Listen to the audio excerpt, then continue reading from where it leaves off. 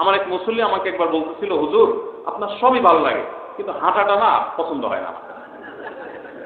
পুরো আমি বললাম, আপনি কি আমাকে বিয়ে শাদী করে নিয়ে করছেন?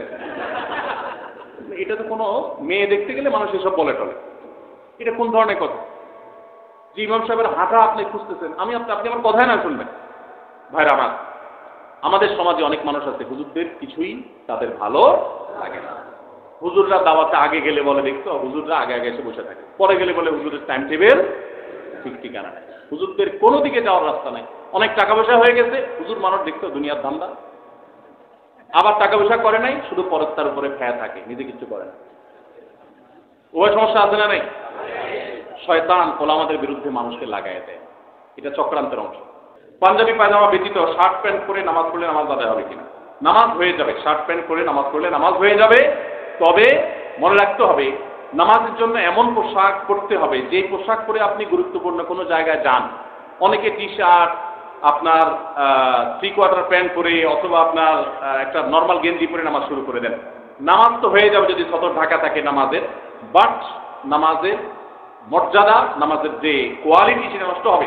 আল্লাহ সুবহানাহু ওয়া তাআলা বলেছেন, ইয়া বানি আদম খুযু যীনাতাকুম ইনদা কুল্লি মাসজিদ। প্রত্যেক নামাজের সময় সুন্দর পোশাক পরিচ্ছদ গ্রহণ করতে বলা হয়েছে। যদি আপনার পরিপাটি সুন্দর মার্জিত পোশাক থাকে ওইটা পরলেও নামাজ হবে। তবে প্যান্ট পরলে খেয়াল রাখতে হবে টাকনুর নিচে প্যান্ট যেতে পারবে না। তবে সেটা শুধু নামাজের সময় না, নামাজের বাইরেও যেতে পারবে না। আবু দাউদের একটা হাদিস অবশ্য আছে, মুসবিলের নামাজ কবুল হয় না, যদি হাদিস সনদকারী মুহাদ্দিস অনেকে আপত্তি তুলেছেন।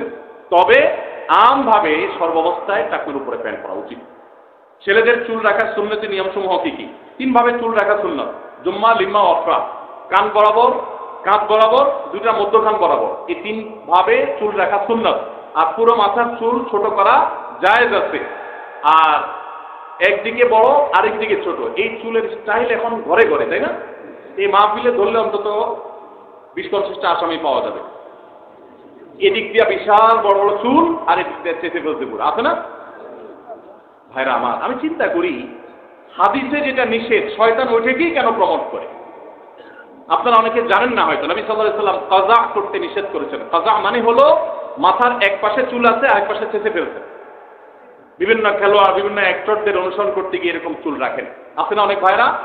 এটা গুনাহের কথা এবং এরকম চুল রাখা জায়েজ নাই, এগুলো উদ্ভট। আপনি চুল যদি রাখতে চান একটা মার্জিত সিস্টেমে পুরো মাথার চুলকে একরকম করেন, কোথাও একটু বড় ছোট হতে পারে হালকা দিকে, কিন্তু একদিক দিয়ে আস্ত চুল রাখলেন আরেক দিক দিয়ে চেঁচে ফেলছেন, এদিক দিয়ে আবার জুটি লাগিয়ে দিচ্ছেন মেয়েদের মতো, এদিক দিয়ে আবার চেঁচে ফেলছেন। এরকম বিভিন্ন রকম করে চুল রাখা জায়েজ নাই। আল্লাহ আমাদের বুঝার তৌফিক দান করুন। ওযু ছাড়া কোরআন শরীফ ধরা যাবে কিনা? ভাইরা আমার, মুআত্তা মালিক ইবনে হিব্বান এবং বাইহাকিতে একটি হাদিস বর্ণিত হয়েছে নবী সাল্লাল্লাহু আলাইহি ওয়াসাল্লামের। সেটা হলো তিনি বলেছেন, লা ইয়ামাসুল কোরআন ইল্লা তাহির, পবিত্র ব্যক্তি ছাড়া কেউ কোরআন স্পর্শ করবে না। এজন্য জমহুর উলামায়ে কেরাম, প্রায় সকল আইম্মায়ে আরবাআ, 4 ইমাম এবং অন্য প্রায় ইমামগণ পৃথিবীর একমত যে বিনা ওযুতে কোরআন স্পর্শ করা যাবে না।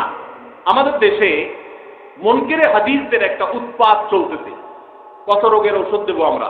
মুনকিরে হাদিস, যারা হাদিস অস্বীকার করে, এদের একটা বক্তব্য হলো তারা বলে যে কোরআন ধরতে ওযু লাগে না। কোরআন ধরতে ওযু, শুধু ওযু লাগে না, কোরআন তেলাওয়াতের শুরুতে আল্লাহ আউযুবিল্লাহ পড়তে বলছেন, কারণ কোরআন থেকে মানুষ মিসগাইডেড হয়ে বিপদগামীও হতে পারে, সেটা যেন না হয় সেজন্য তাকে আউযুবিল্লাহ পড়তে হয়। ওযু করে কোরআন স্পর্শ করতে হয়। মুখস্থ তেলাওয়াত অবশ্য ওযু ছাড়াও করা যায়, যদি ওযু করে করতে পারলে উত্তম। আমাদের মসজিদে ইমাম সাহেব নামাজ না পড়িয়ে ক্রিকেট খেলা করে, সেই খেলার টাকার বিনিময়ে খেলা হয়। তিনি বলেন, আমি শরীর চর্চার জন্য খেলছি, আমি টাকা নেই না, টাকা দেই। আমার প্রশ্ন হচ্ছে তার পিছনে নামাজ পড়া যাবে কিনা? দেখুন, ইমাম সাহেব আদৌ এটা করেন কিনা আমি জানি না। এই ধরনের প্রশ্ন দিয়ে এরপর ইমাম সাহেবকে ফাঁসাবেন, সমাজে যায় তারাই কোণঠাসা করবেন, সেটা যদি ভুলভাল তথ্য দিয়ে করেন তাহলে আল্লাহর কাছে অবশ্যই আপনি দায়ী থাকবেন, এমনটি করা উচিত না।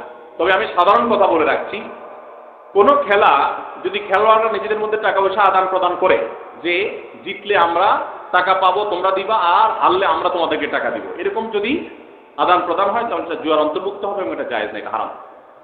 যদি খেলার কথা বলেন, যদি টাকা পয়সা দেওয়া ছাড়া খেলাধুলা করে কেউ শারীরিক কসরতের উদ্দেশ্যে, শরীয়ত যেই খেলাধুলাতে শারীরিক কসরত আছে, ব্যায়াম আছে, এই খেলাকে জায়েজ করেছে। যদি কখনো জিহাদের প্রয়োজন হয় তাহলে আমি নিজের শরীরকে ফিট রেখে আল্লাহর রাহে আমি লড়বো, এই নিয়ত করে যদি সে শারীরিক কসরত করে তাহলে এটা তো ইবাদত হবে। কথা বুঝেন নাই? তবে ইমাম সাহেব নামাজ না পড়ায় খেলে আমার কাছে এটা বিশ্বাসযোগ্য মনে হচ্ছে না। এরকম হওয়ার কথা না। যদি সেরকম হয় তাহলে সেটা অবশ্যই নিন্দনীয়। সেটা ইমাম সাহেব কেন, মুসল্লির জন্য। কিন্তু আমার কথা হলো, প্রশ্নটা এরকম আসলো কেন? প্রশ্ন এরকম আসতে পারলো না, হুজুর আমাদের অনেক মুসল্লি আছে ক্রিকেট খেলে এবং খেলা মজে যায়, এর জন্য নামাজ পড়তে আসে না। এইরকম প্রশ্ন তো কোনোদিন আসে না। প্রশ্ন আসে, হুজুর ইমাম সাহেব বিয়ে না করলে তার পিছনে নামাজ পড়া যায় যাচ্ছে কিনা। আমি বলি প্রশ্ন এরকম আসে না কেন, যে ভাই মুসল্লি সাহেব বিয়ে না করলে নামাজ পড়া যায় যাচ্ছে কিনা। ফতোয়া সব এদেশে দুই শ্রেণীর মানুষের ব্যাপারে, এক হলো মসজিদের ইমাম সাহেব, মুয়াজ্জিন সাহেব, আর একটা হলো মহিলা। এদের ব্যাপারে ফতোয়া সবচাইতে বেশি। গোসল ফরজ হইতে এখন মহিলারা গৃহস্থলী কাজ করতে পারবে কিনা গোসল করা ছাড়া। কেন এই প্রশ্ন আসে না কেন? ছেলেরা দোকানদারি কাজা কাম করতে পারবে কিনা গোসল করা ছাড়া। তো এই সমাজে এরকম আমাদের কিছু কুসংস্কার আছে, আলেমদের বিরুদ্ধে আমরা সেরকম অনেক সময় লাগে। যদি কোনো আলেম এটা করেন, আল্লাহ না করুক, অবশ্যই তিনি নিন্দনীয় কাজ করছেন, তার জন্য এটা জায়েজ নাই নামাজে গাফিলতি করে খেলাধুলা করা। আমি আমার কথা বলতে পারি, আমি প্রতিদিন আলহামদুলিল্লাহ কমের পক্ষে 1 ঘন্টা খেলি। আমার হুজুর কালকে জিজ্ঞেস করছেন কি অবস্থা, বললাম কালকে একটু হাতে ব্যথা পাইছি পড়ে গিয়ে খেলতে গিয়ে। আমার ছেলেদের সাথে প্রতিদিন নিয়ম করে আমি 1 ঘন্টা খেলার চেষ্টা করি। বাসার পাশে খেলার ব্যবস্থা আছে, ব্যাডমিন্টন অন্য সময়টা প্রতিদিন। নিয়ত 1 নম্বর নিয়ত হলো শরীরের এক্সারসাইজ, ব্যায়াম হওয়া। 2 নম্বর নিয়ত হলো ছেলেপেলের সাথে বন্ধুসুলভ সম্পর্ক করা এবং তাদেরকে বিনোদন দেওয়া। অনেক মা বাপ বলে হুজুর পোলাপান মোবাইল ছাড়া খানা খায় না।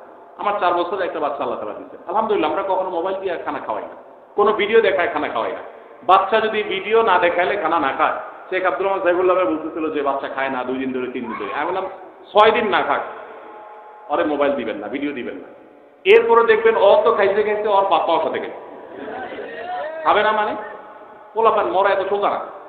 আমার এক নেপালি বন্ধু ছিল সৌদি আরবে, ওনার বাচ্চাদেরকে দেখতাম খাবারের জন্য কখনো জোর একবার ডাকতো, আসলে আসুন না, আসেন না। তাই আমি একদিন বললাম যে ভাই তুই বাস হয় উর্দু কথা বলতে, बोलाओ बच्चों को, अब्दुल रहमान अब्दुल रब को बुलाओ, 2টা ছেলে ছিল। তো আমার বললো यार पेट उनका है कि मेरा, পেট কি তার না আমার, ছোড়ো মগজমারি, মানে মাথা নষ্ট কেন করতে। আমি অবাক হয়ে গেলাম। অনেক অভিভাবকরা, বিশেষ করে আমাদের ছোট ছোট বাচ্চা যারা আছে, 99% মানুষ হবে আমার ধারণা যে বাচ্চাদের মোবাইল দেখানো ছাড়া খানা। কারণ কি? কারণ বাচ্চাদের ফিজিক্যাল কোনো খেলার ব্যবস্থা আপনি ওর কিছু একটা নিয়ে বেঁচে থাকতে হবে। আপনি তাদেরকে সময় দেন, খেলাধুলার ব্যবস্থা করেন, সাইকেল কিনে দেন, সাথে সাইক্লিং এর ব্যবস্থা করেন নিরাপদভাবে, সেরকম ভালো পরিবেশ দেন এবং শারীরিক কসরতে সেরকম ব্যায়ামের খেলার ব্যবস্থা করেন। আপনি নিজে সময় দেন। আপনি নিজে বুঝের মতো মোবাইলে উপর হয়ে থাকেন, আপনার বউ একটা মতো উপর হয়ে থাকে, তো বাচ্চাও তো আরেকটা নিয়ে বলবে। এটাই তো স্বাভাবিক। একটা প্রতিবন্ধী সমাজ আমরা গড়ে তুলছি, এই জন্য এগুলোর বিরুদ্ধে সংগ্রাম করতে হবে। শারীরিক কসরতের জন্য এরকম খেলাধুলা এটা কোনো নিষিদ্ধ বিষয় না। শুধু সেটা না, আপনারা তো বলবেন হুজুর খেলাধুলা করে। আলহামদুলিল্লাহ আমার বাসায় যত সবজি আমরা খাই, আলু ছাড়া কোনো আইটেমের সবজি নর্মালি আমরা টাকা দিয়ে কিনে খাই না, নিজেরা আমরা ক্ষেত করি। আমি নিজে ঘন্টাকে ঘন্টা কোদাল দিয়ে কোপায়া তারপরে ঘাস সাফ করছি। হাজার ব্যস্ততার মধ্যে এটাকে একটা কাজ বানিয়েছি। একে তো ব্যায়াম হবে, ছেলেপেলের একটা কাজে এঙ্গেজ থাকবে। ও তো মোবাইল চাইবেই না, ও তো ভিডিও দেখতে চাইবেই না, ও তো কার্টুন চাইবেই না। যখন সে দেখবে যে আমার বাপ মা কাজ করছে, আমিও কাজ করছি, আর কাজটাকেই বিনোদন হিসাবে নিচ্ছি। আল্লাহ তাআলা আমাদের সবাইকে সুস্থ স্বাভাবিক জীবন দান করুন। অনেক লোক আছে দেখতে সুস্থ মনে হলো, মোবাইলে আসক্তিতে সে রীতিমতো নেশাগ্রস্ত হয়ে গেছে। এগুলোর থেকে বাঁচার জন্য বরং এক্সারসাইজ ভালো। আমার ভাই আমার ভাবিকে তালাক দিয়েছে, মৌখিকভাবে 3 তালাক। এখন আমরা যদি তাকে সাপোর্ট দেই বা আমাদের বাড়িতে রাখি তাহলে আমাদের সমান গুনাহ হবে কিনা। তালাকের মাসআলা মেহেরবানি করে ওলামাদের সাথে সাক্ষাৎ করে নেবেন। এইভাবে সংক্ষিপ্ত ভাষার প্রশ্নোত্তরে তালাকের মাসআলা জিজ্ঞেস করবেন না, কারণ অনেক প্রশ্নোত্তর করতে হবে সেখানে।